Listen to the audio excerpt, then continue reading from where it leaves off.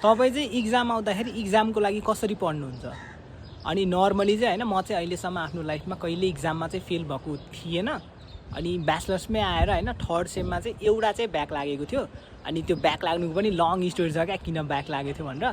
अनि त्यो बिसाइड चाहिँ अहिलेसम्म मलाई एउटा पनि ब्याक छैन। प्लस इन्जिनियरिङ गरेर हो नि त। अनि प्लस टू स्कुलमा कहिले ब्याक पनि लागेको होइन।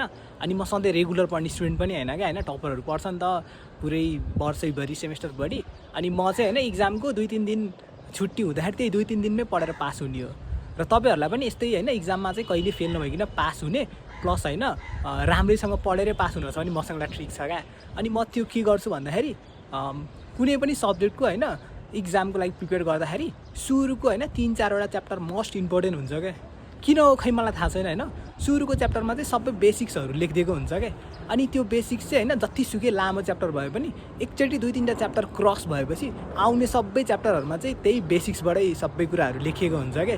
त्यही भएर तपाईँहरूलाई होइन एउटा कुनै सब्जेक्ट चाहिँ लामो लागिरहेको छ भने त्यसको 2-3टा च्याप्टर पढेर सक्यो भने होइन जतिसुकै टाइम लागे पनि त्यसपछि जुनसुकै जतिसुकै लामो च्याप्टर होस् त्यसपछिको सबै तपाईँहरूलाई प्रिपेयर गर्न गाह्रै हुँदैन कि होइन। तपाईँको 3-4 घन्टाको च्याप्टर पनि 1 घन्टामै सकिन्छ क्या सबै जाने भने त। अनि यसरी चाहिँ तपाईँहरूले होइन इक्जाम आएको बेला मात्रै इक्जामको 2-3 दिन अगाडि पढेर मात्रै खतरा सबै पढेर पनि सबै जानिसक्नुहुन्छ। प्लस इक्जामको लागि पनि रेडी हुनुहुन्छ कि यसरी तपाईँको मार्क्स पनि राम्रो आउँछ। अनि टप पनि हान्न मिल्छ, बट टपको लागि चाहिँ पुरै पढ्नै पर्ने हुन्छ है पुरै सेमेस्टरभरि।